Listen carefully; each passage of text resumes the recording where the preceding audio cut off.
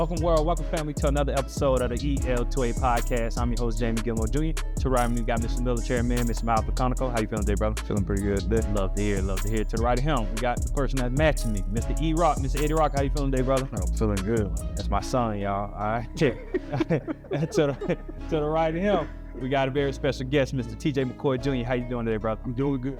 And so for you all that don't know Mr. TJ, he's an extraordinary man that's making change. We're going to get into his story. But before I do, you know how this all started. I know TJ going to have a lot of people coming there watch this episode. Make sure you like, subscribe, and comment, all right? It's no use of you watching this whole video and not showing some love, all right? So like, subscribe, and comment with us. Talk back and forth. Let us know what you like, what you don't like. It's all good stuff to us. So I want to make this podcast better. But TJ, I want to start with you. So you work with youth. We're going to get into that. You're a student athlete. A lot of things that we're going to touch on. But I want to start with this. We always do something called mental health checks. And the reason I want to do this for you because you work in health. You do a lot of stuff, and I know this will resonate with you. We always ask on a scale of 1 to 10, how are you feeling? 1 being the worst, 10 being the best. How are you right now mentally as a professional, as a person, just in overall, 1 out of 10, how are you feeling? I would say I'm at a 10 right now. Okay. I think I'm very highly motivated. Even like today, I met with my dad. My dad had a doctor's appointment today. But I'm just highly motivated just to keep going. And so I would say right now I'm at a 10 because I'm highly motivated. Obviously, life happens, stuff happens, but the way I was raised by my mother and father is just you got to keep going no matter what because people are dependent on you. Yeah. So yeah, I like that. So I did a lot of research on you myself. But this is our first time meeting. And you've done some great things. One thing we do with our boys, we do a lot of self-discovery work. I have a GPS program that I say 2 questions in life that you have to answer. Who am I and where am I going? Mm-hmm. All right. So there's going to be a bunch of people watching this. I looked you up. We can search you on Google and it can tell us whatever that's going to say. Right. But we want to hear it from the horse's mouth. Mm-hmm. So who is TJ McCoy Jr.?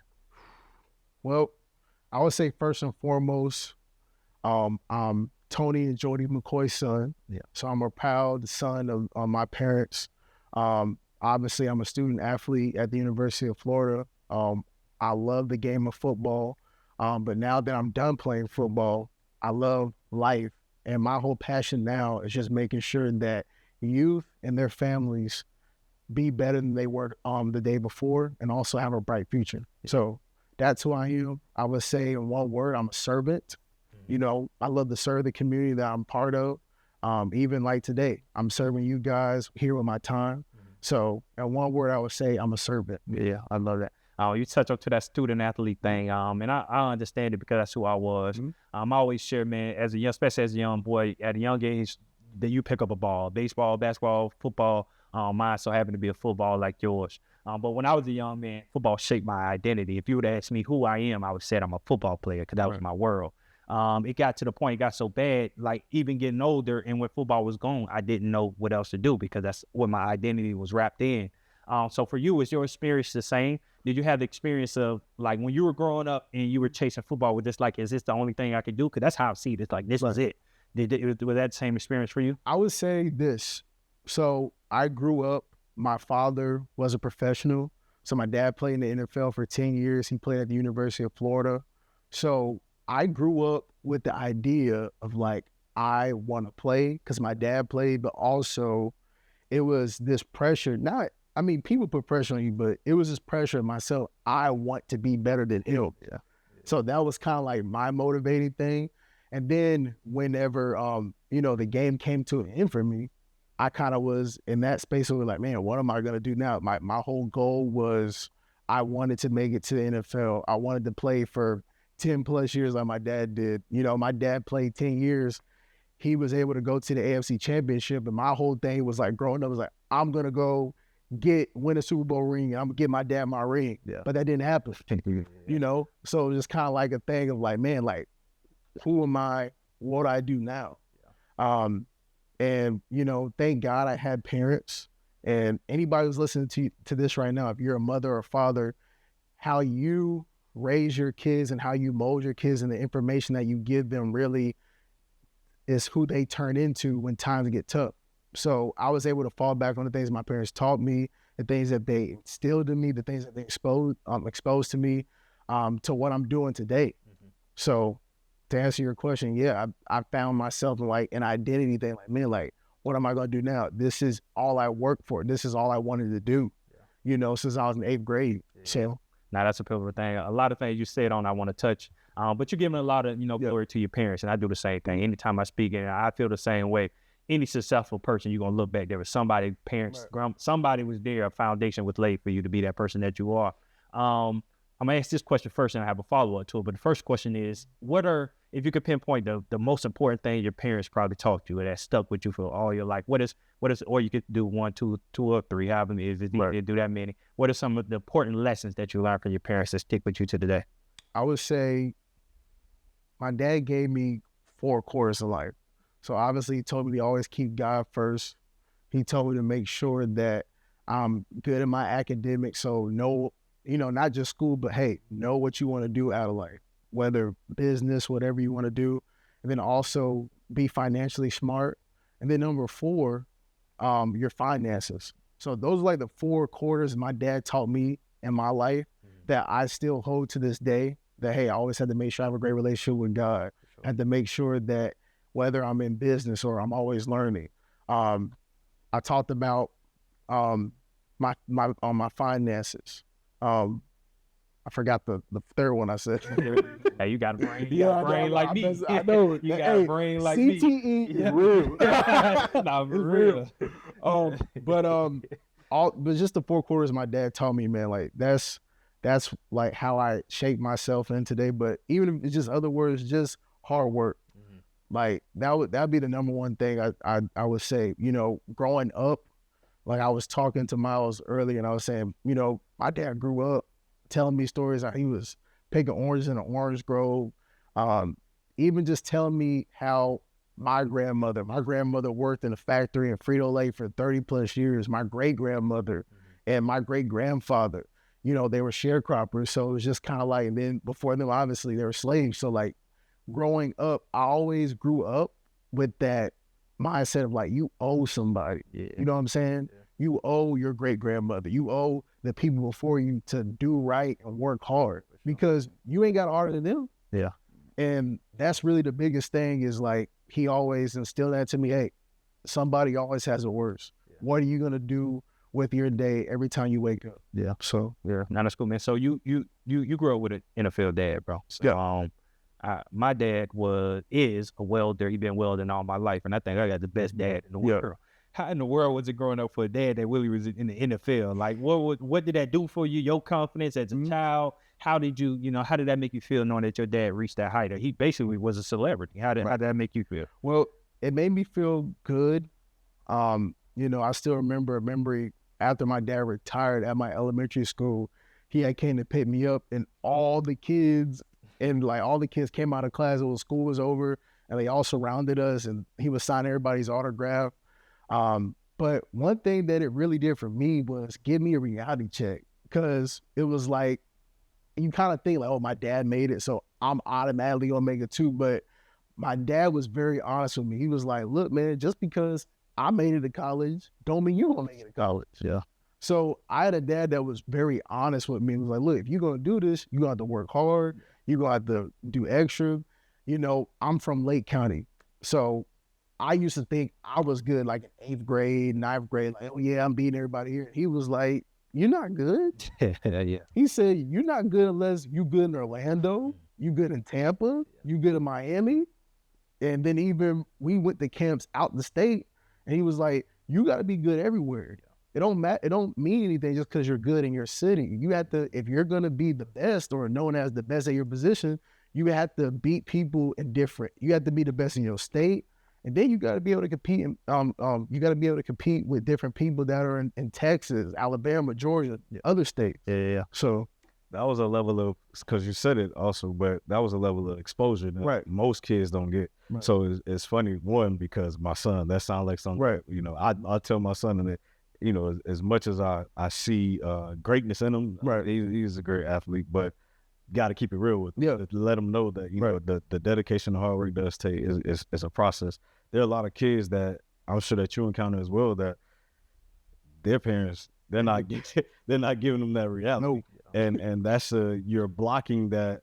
I guess it's a sense of exposure that they're not being exposed to, because now they're getting their minds clouded with false reality. Right. So now, like you said, so imagine, I'm sure everybody on the stage, or the ones that play ball, because even after my career ended, I said, oh God, what am I gonna do now?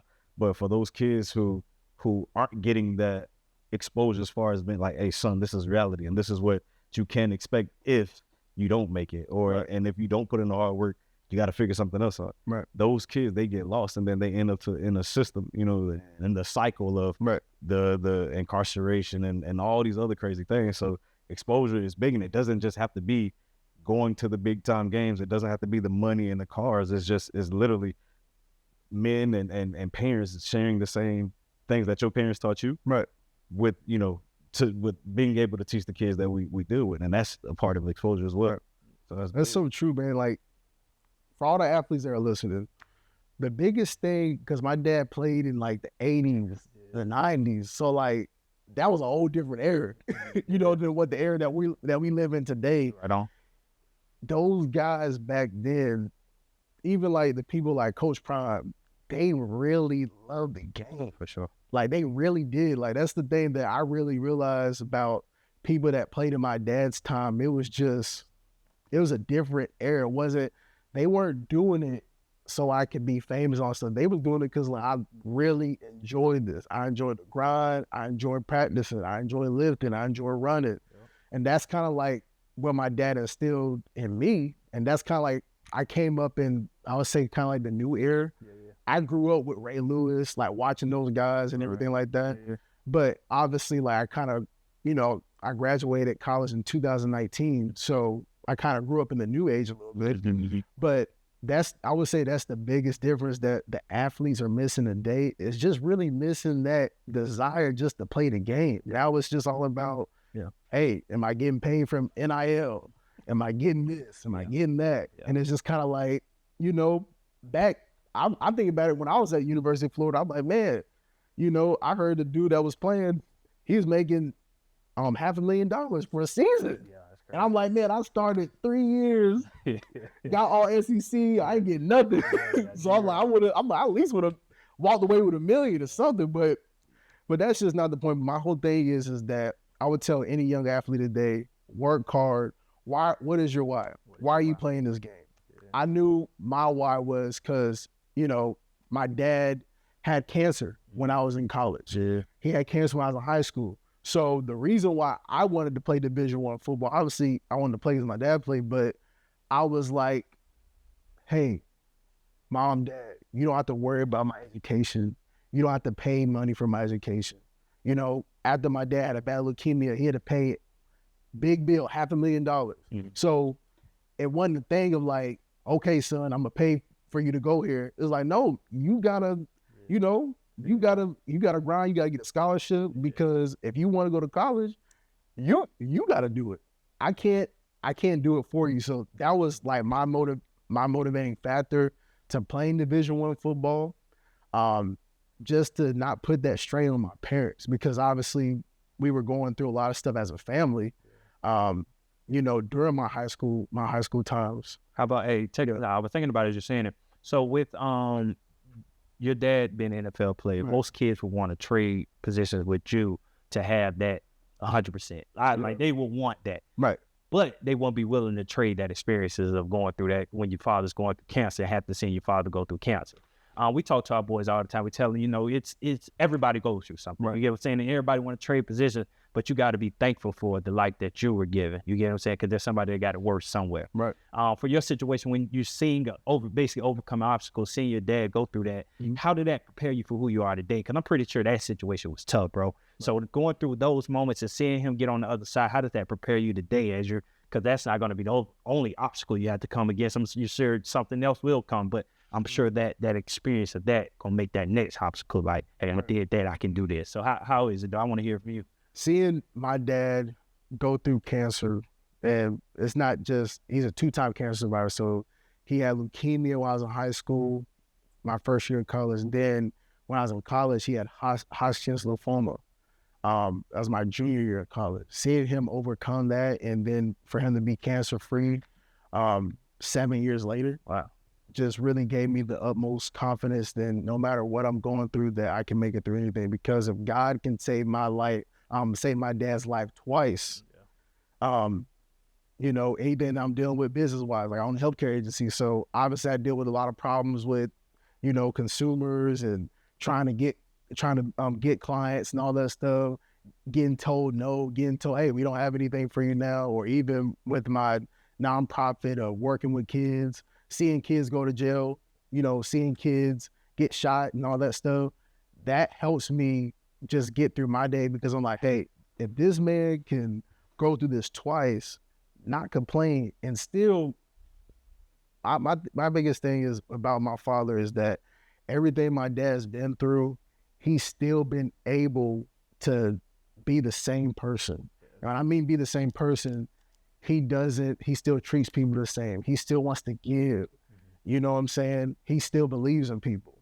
You know, like that's the thing that I admire and I strive to be one day, is somebody that can go through so much stuff and still have a smile, still want to give, still, you know, my dad's a pastor, so like even he's going through all this stuff, he's still preaching, he's still doing what he got to do.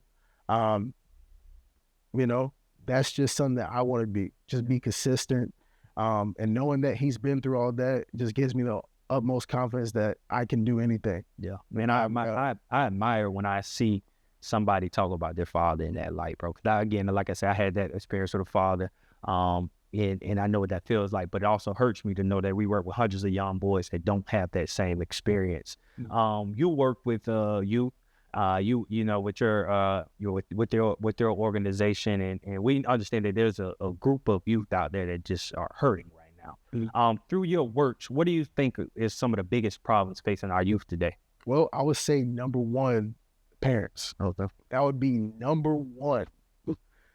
The biggest thing is, me and Miles had a great conversation a week ago. We was talking about this. We was on Zoom for about a whole hour just talking about this. We have between 50 to 100 kids a week coming to our programs.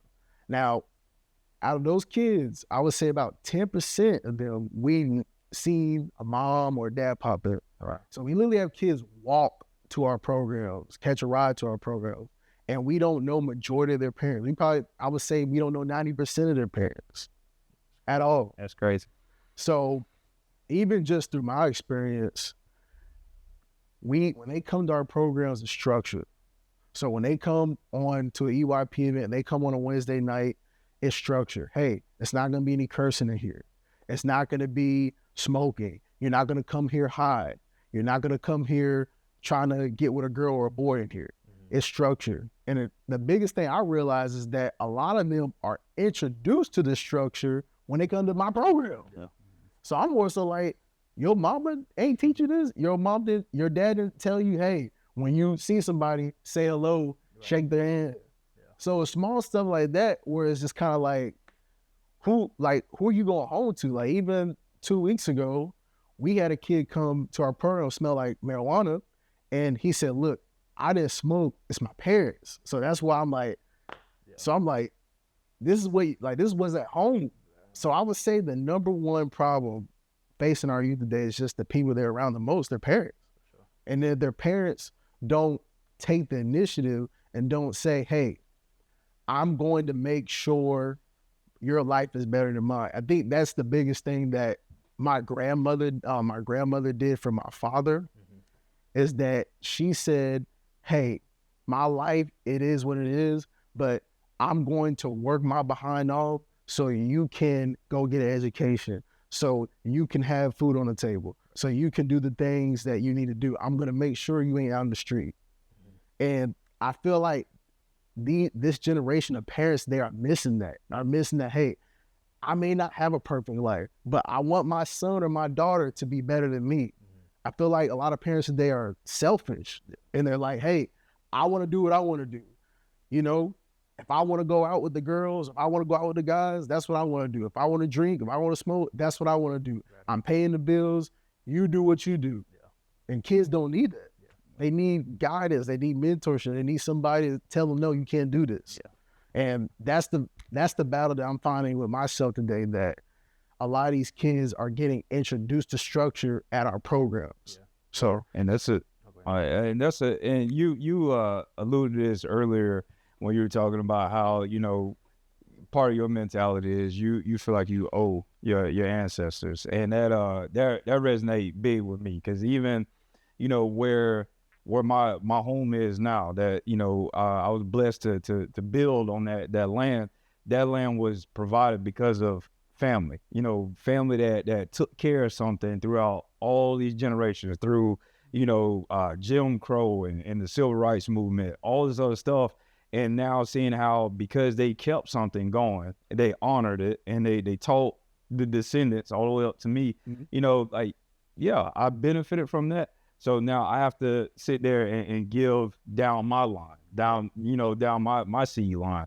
And you're right, a lot of parents don't think like that. It's everything's about the here and now for them. So, you know, the glitz, the glamour, the good times like that, well, I just got to absorb all that for myself. And it's not really setting a precedent for their child to understand that, look, the life that you live, it has to mean something for everyone that comes after you. That's how you set up that generational, you know, that success or that pattern. We have a lot of generational trauma and curses, or whatever terminology you want to use about that. And it stems from that mentality, you know, not thinking it of it like that. You know, if you have a family full of, you know, alcoholics or anything like that, you know, be the one that stopped that. The one that can just enjoy having a drink and not going too far, or be the one that's going to go to that next level, so that now everyone else after you have at least a new baseline to shoot for or to exceed. And that, I mean, you hit the nail on the head. That mentality is almost non-existent. It is just about what they can get out of life right now. And I mean, like, look, yeah, my kid, they may be okay when they get older. It's not a resolute, like, I know my kid is gonna be good. Right. You know, and I tell my kids all the time, I have to prep y'all for when I'm not here, because I never know. You know, no one knows. I could go to bed at night, not wake up tomorrow, or their mom. You know, so how can we get you in a mental state where, even if you don't have the building block, yeah, you know how to go search it. You know that that's a gap that's missing, that you're going to put forth the effort to bring into yourself, so that you're more full, you know, to help your kids down the line. And it's really just talking real with them about that, you know, and prepping them. I tell them, like, I'm not trying to scare you. I'm not trying to, but this is the same talk my parents had with me. Right. You know, you're blessed every morning you wake up and we here. Right. But what happens if we're not? Right. You know, so parents really have to make sure that they're setting that mentality appropriately for their child. They can still be a kid. I still enjoy you know, my childhood, but I always had that inquisitive mind. I was like, you know what? Well, I'm gonna do 20 years from now. Right. You know what I mean? Like, they don't think about it. They don't think about it. Nothing. There's no imagination down the road. It is disheartening to see. Yeah. It's alarming, because, I mean, I'm just speaking honest. It's alarming for me to see young men be like, I don't know, be 15, 16, 17. I don't know what I want to do. I just be like, bro, you finna be 18. You're 18. Yeah. What do you mean you don't know what you want to do? It's alarming. And the thing is, like, at church Sunday, my dad taught a sermon. He said, men, stand up. No one is coming to save you. Wow. I feel like we're raising a generation of weak men right now. Nobody's coming to save you. You have to save yourself. You have to save your family. So that's the biggest thing, especially just with the work that we're doing, because we do programs. We do athlete panels. We do business. We're doing a business panel this upcoming Wednesday. Like, I want these kids to understand, what do you want to do out of high school? Forget football. Forget all this stuff, because only 2%, 1% will make it. That's just the truth. I mean, I'm living proof. Hey, everybody can't make it and stay forever. It's just reality. Yeah. So that's just the thing of, like, knowing what you want to do, and the parents play a big part in that. And then even the aspect, you should want better for your child. You should want that. I shouldn't want better for your kid. You should want it. We're just trying to do something for the community. Everybody here, we're trying to do something to support the community, but if we don't have good parents, it's all for nothing. You speaking our language, man. Everything you're saying resonates so much. Even from the kids saying, I don't know, I hate that. We don't even allow that. You can't tell me I don't know, because you give them, say, God made these kids so beautiful, it just gets snatched out of them from home, like you just said. So I say education begins and ends at home. And when I say that, when somebody hears education, they automatically think of school. Mm-hmm. So most parents are sending their child to school and expecting for the teachers and all these people to do more for their child than they do at home. Then the child comes home and they think that education stops. It doesn't work like that. I also say there's a lot of teachers, parents that don't even know what their child's teacher or principal looks like. They don't never step foot on the campus. You just say what you say. You say you got kids coming to you and you don't even know the parents. So this speaks volumes. One thing I would like you to do, since we both know this is a problem, we even got an initiative that we're launching now that the parents are the focus of this initiative. If you could speak to every parent in the world and you had just something you could tell every parent in the world, what would you tell them? I would say that first and foremost, you matter. Your role is important. No matter how many friends your kids have, they're always going to listen to your voice the most. And actions speak louder than words. You can say, son or daughter, I don't want you to smoke or drink. You can say, son or daughter, I don't want you to have sex before marriage. You can say all this stuff, but they're looking at what you do. So you matter. Your actions speak louder than words. Those are the two things I would say. Yeah, I like it. Hey, we got a lot in common. I don't know if you know this. So I was thinking about this. You're a junior. I'm a junior. Mm-hmm. Your dad's a pastor. My dad's a pastor. Mm-hmm. We're student athletes. We're in the nonprofit space. A lot of things that we both moved back to our hometown. Right. You are from Claremont, Lake County. I'm from Marion County. There was an article that just got put out for Marion County. We got the number one, not the number one, but one of the top incarceration rates in the state of Florida right now. This is something that just got put out yesterday. With me saying that, I want to know the landscape of your area. Like, is Lake County, what is the dynamic of the area that you live? So Lake County, you have a big dynamic of people with a lot of money and poor people. So it's not that much violence, but the biggest gap where we're facing is education. So in my community where I'm at, I'm from Claremont, but I'm really from Groveland because we have like a Claremont address, but it's literally in Groveland. So I don't understand why we have a Claremont address, but we're in both areas. But the biggest issue right now is education. Right now, our kids in grade school, they are reading and writing at a 23% level. Now, the average for Florida is 52%. So we're below average. Yeah. And that's just grade school. Then you go to middle school, it's 30%. High school, 35%. So these are real statistics right in our community. Yeah. So we have a big education gap. And then even when I do my programs, we ask the kids, hey, what do you want to do? I want to go to the NBA. I want to go to the NFL. So it's just kind of like a thing of like, hey, it's nobody saying, hey, I want to be a business owner, or I want to have a trade or whatever. I want to go serve my country. Yeah. It's none of that. Yeah. It's just, I want to go to the league. I want to go to the NBA. Yeah. This is what I want to do for our boys. And for our girls don't know what they want to do. They want to be influencers. They want to be on Instagram popping. Want to be live. All that stuff. So it's just a thing of like, it's a big education gap. That's what I would say in our area. And that's why programs, like the Empowering Young People Foundation, where we come in to try to help educate our kids and our families. So yeah, no, that's powerful. And the reason I asked that, because one thing I want to say that is everything you just said, same thing going on here. Right. I'm pretty sure the same thing going on down in Miami, same thing going on in Jacksonville, same thing going on in Chicago. Yep. So this is a nationwide problem that's going on, but it takes organizations like ours and like what you got going on to prevent it. Even what I just talked about, the mass, the incarceration rate here, I was just saying it's all in prevention. Our world is so reactive.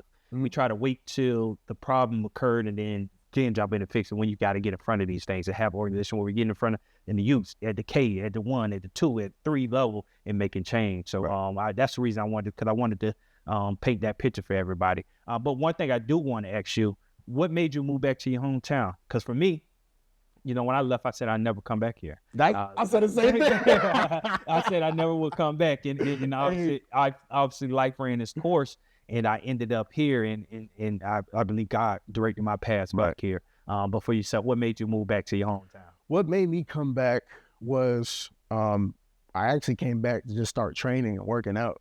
So I came out, my pro year was the 2020, so COVID had happened.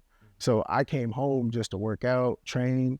When I came home, I was just going to like my high school football games, and I just realized like these kids are different. Like, these kids like just like how they talking and all that stuff. Cause like I graduated in 2015, so I was like, what's up with these kids? So I did a lot of volunteering. I coached JV for my high school team, and then I just fell in love. I just fell in love with the kids in the community, and I just realized that when I came home just from training for my pro day, and after I went and did my pro day, I was like, I want to continue to play football. It's not what God is having for me right now. I remember at my pro day, a scout from the Miami Dolphins said, "Look, bro, I'm gonna keep it real with you. You got the talent, all this stuff, but your health is not where we wanted to be at." They're like, you have a bad medical history. So like when I was in college, I got hit by a drunk driver and I was unconscious for like 30 minutes. Like people thought I was dead. And then I got in the hospital, woke up, but I kept playing after that. So I didn't realize how much, you know, trauma that was doing to my head until, you know, we did a physical and brain scan and all that stuff. So I got kind of told, hey man, it don't matter what you do, you ain't gonna make it. So when I was told that and I went back home and I just saw kind of like what was going on in my community, I was like, man, we need an actual program that's going to help the youth. And my first ever youth event, I didn't do it at, you know, a church or whatever. I just did it at a park. And we had like 50 kids show up. And like I had some pizza and, you know, I got some drinks, whatever. And then, well, sodas, not drinks. But we did that. And it was a great first event we did at a park. I just spoke to the kids about, hey, stuff that they might be going through. We just had a good time. So that's kind of like what brought me home, just to kind of see like the climate of where the youth were in my community and just seeing how I could help. So how were you able to see it differently? Because when I left, I seen my city as one way. That's why I wanted to get the furthest away from it. After going off to college, because I went to Temple up in Philly. So going up there and then coming back, and then I went out to the Midwest. So I did some traveling. I was exposed to different things, and then when I came back to my city, I seen it a whole different way. You get what I'm saying? I seen it like it was a more of a beautiful light that I seen within my city. Were you able to see your city differently from going off there and coming back? Well, I went to UF, which is kind of like an hour away, and then I went to Louisville. So when I spent time in Louisville, Kentucky, I got to kind of see how they did stuff up there. And I was like, how come they don't have programs for people with special needs in my community? How come they don't do programs like this for kids or whatever? How come they don't try to get, you know, sport teams involved and all that stuff? So being up in Kentucky kind of exposed me to different stuff, how different communities do different things. So when I came back home, I was more so just like, how come we don't have this? How come we don't have that? And my whole thing was just like, okay, I want to work to build something like I saw it there down here. So I like it. Adversity coming to mind. So when I was in playing football at Temple, my coach Steve Adazio, he used to always talk about adversity. We used to have like little segments of practice. He would just be like, sudden change, and we'll run to the middle of the field. They'll put us in a different scenario, and we just jump in it and you know, whatever they and play it out. You telling me you got hit by a truck driver, and when you were in college, they were drunk. Drunk. Yeah, she was drunk driver. Okay, so you get hit by a drunk driver, and then you experienced a culture change while you were in college as well. So I know the dynamics of that. So I understand the dynamics of all that, because that just rocks your situation. So how do you look at adversity after going through all that? How did you look at adversity when faced with it? One thing, if I can go back, and I really think about this, and this is why I love the work that we do, because you've been able to try something, maybe even fail at it, and then you have a different perspective. If I could go back and just go and change anything, it would just be to be patient. Number one, be patient, but also be more present. Like, I think about my time as a student athlete. I wasn't patient. You know, I got to the University of Florida. I wanted to start right away, but obviously when you go to college, that's just not how life works. You know, you try to do stuff, but then also not realizing, hey, you just came from high school. These guys they've been playing college football for like 3-4 years. Yeah. You need to try to learn. You know what I'm saying? So being patient and then being present. A big regret of mine is that I didn't get to I had good relationships with my teammates, but I really didn't get to bond with them like that. That's something that I would truly say is really take advantage of, you know, building more relationships with guys that I play with, you know, because I personally feel like, you know, what's the word? Isolated a lot of guys. Yeah. I was just I want to play. Right. Versus saying, hey, let me learn from somebody. Let me learn from this dude that's in front of me. Yeah. Let me try to, you know, learn this from him. Mm-hmm. You know, that's the biggest thing. That was my biggest issue. And I think I came in college with a huge chip on my shoulder because I was undersized. Because I'm 6'1". They used to make a joke, I'm 5'11", you know, because opposite linemen are like 6'4", 6'5". Yeah. So I'm not obviously that. Yeah. So I came in there just like pissed off. I want to work. I'm trying to outwork everybody, that type of thing. Yeah.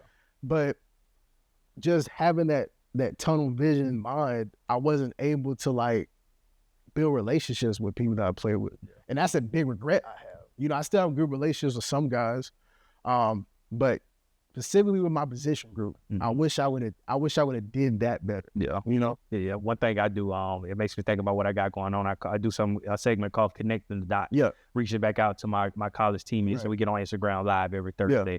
Yeah. For one, mental health check-in. Obviously, like 1 out of 5, you know, people in the U.S. dealing with mental health issues. Mm-hmm. But as well as what you're saying, we don't never know how we can help each other. Right. You think about. You play at the University of Florida. You know, I mean, I'm pretty sure how many successful teammates you probably have out there doing great things. Some you may know it, some you probably don't even know, haven't seen them since y'all left school. Right.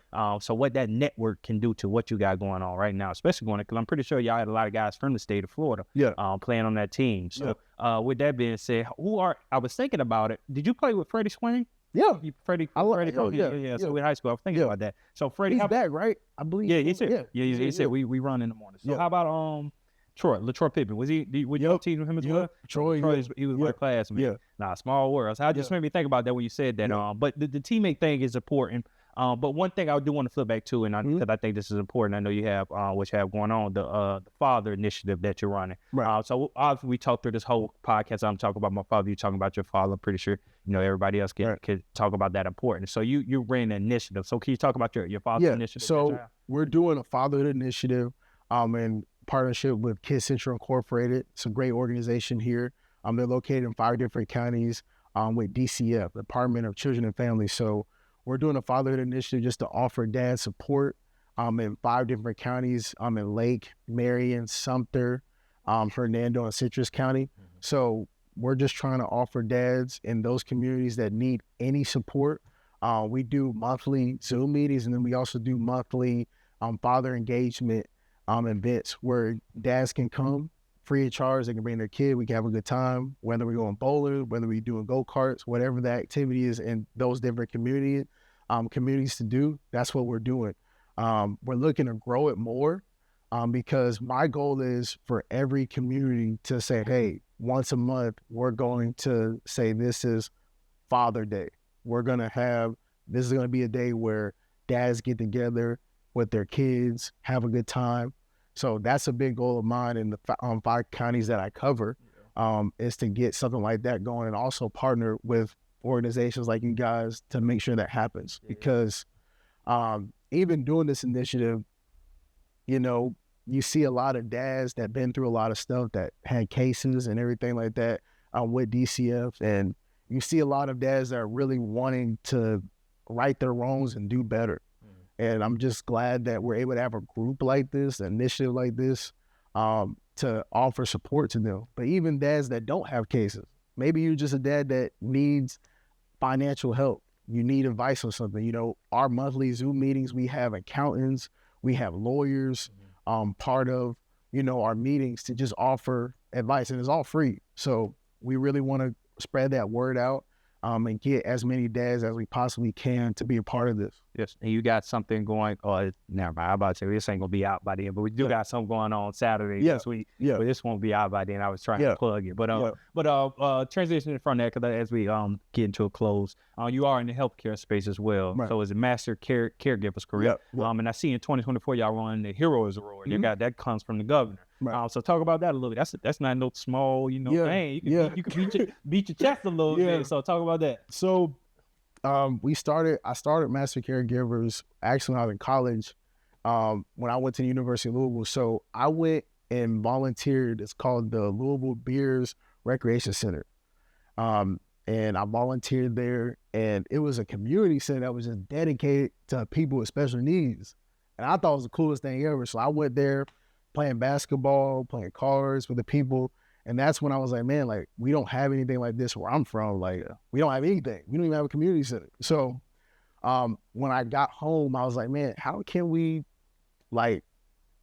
do what I was doing up there down here? Mm-hmm. And then I realized that it was a big need for caregiving, especially in my community and just different communities in Florida. So that year, after I decided that I wasn't playing football anymore, I had got 3 jobs. Talk about adversity. Got 3 jobs. I was doing security overnight. My wife can attest to this. We actually met during that phase while I was like getting my business and things started. And then in 2022, once we got cleared through the insurance, we were able to start offering services on Florida's Medicaid waiver program. It's called the APD, the Agency for People with Disabilities. So I started providing services myself, just going to homes, helping people, was able to save up some money just by the services that I was providing, saved up. We started hiring different caregivers, and, God has now blessed us to be in 5 different counties, helping people with caregiving.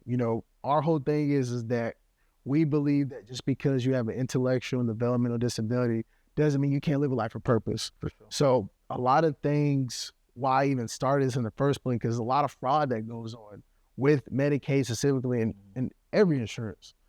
And we really wanted to make it known to all our families that you're going to know who your agency is, you're going to know who your caregiver is, but most importantly, you can talk to the owner. So all my families that we serve now, they know me. They can pick up the phone and call me. And I think that's important because, if you're a family and your caregiver doesn't show up and you don't hear from anybody, because these are just all the horror stories that I heard, or people, you have an agency that's committing fraud on you and you don't know how to stop it. I take this serious because, even though it's like the Heroes Award that we got, it's a great award, but even just the battle that we have of just serving these people is so important, because we serve people that, may have a lot of money or that don't have a lot of money. Right. And especially for our people that don't have the finances, I personally feel responsible for them, because I know if that caregiver doesn't show up, that they don't get the help that they need. So that's something I take personal. I'm getting very involved in the political space. So I go up to Tallahassee often to talk to legislators because just the wages that caregivers are getting paid is just not good. Yeah. So we're trying to get the state insurance raised up more, so more caregivers can make at least $20 an hour. Even being real, I'm able to pay my people $16.50 to $22 an hour. So I take less money because I just know, hey, I want somebody that's going to be reliable, that's going to show up, but I can't pay somebody $14 an hour, $15 an hour, expecting them to show up to work. It's just, it's not working. So that's a big battle I have personally that I really want to see get done, just to see our insurance continue to rise, and not so I can make a profit, but so we can get good quality people in this field to do this work. Yeah. So now we had somebody came sit down with us, Miss Sabrina Hughes. She runs Transition Life Center. I don't know if you're aware of them, but they work with adults with disabilities. So I don't know if you know that. Just a plug. I don't know how that make it be a work with you, but she was saying the same thing. Everything you're saying today, she was saying that it's not a lot of people within that space. So, but one thing, and you kind of shared it there with the healthcare situation, what the struggles are on the other side. So when it comes to the nonprofit, we're working with the youth. Overall, just what biggest struggles? Because I want people to watching this, they may be able to help you. What are your biggest struggles? Like, what's keeping you up at night? What problems are you trying to solve right now? So the biggest problem that I would say with my nonprofit right now is I'm trying to solve, it's just programs that focus on career and trades for our high school youth, and also academic tutoring. Because like my community, there's a big there's not wage gap. There's a big education gap between, you know, our high school, grade school, middle school students. So that's a big problem I'm trying to tackle now. We do a summer program. We've been doing it for the last 4 years. When I started 4 years ago, it was very, I got really emotional about it because I've never seen that before. So like we're doing reading, and it was a kid, he was like in second or third grade, like 10 years old. He could not read. Like I was like, and I thought he was, you know how kids be playing. I thought he was joking. Like I said, bro, stop playing. And then he was like, he got quiet. Yeah. And then I pulled him to the side. He's like, I can't read. I'm like, yeah. So ever since that day, I've been focused on, hey, our summer program will have tutoring. We will have academic tutoring. We will do reading, writing, and math, because you need those three things to be efficient in this world. If you can't read, if you can't write, and you can't do math, you lost. Yeah. So ever since that day, I was like, okay, we're getting a curriculum. You know, we have a curriculum now where parents can send their child to our summer program and they can see their kid not be able to read, for them to be able to read at a good, efficient level. I recently spoke to our councilmen and women in my community, and just for them to hear the testimonies of the parents. You know, we had kids that came to our program that were, you know, failing. And then after them coming to our summer program, they're A, B students. So that's a big problem that I'm trying to tackle just right now within my community specifically, just to get more eyes on this so we can get more, you know, community funding, or even anybody out here listening to it, state funding, you know. And one thing I'm serious about too, I'm not big about just talking about it, you know, because we can talk about problems all day. We're actually doing something about it right now. So we have a program that's going on. We're doing it every summer. We're trying to develop a mentorship program for our boys and girls with my nonprofit for our high school and middle school students. But that's just really the biggest thing, is just trying to get that funding.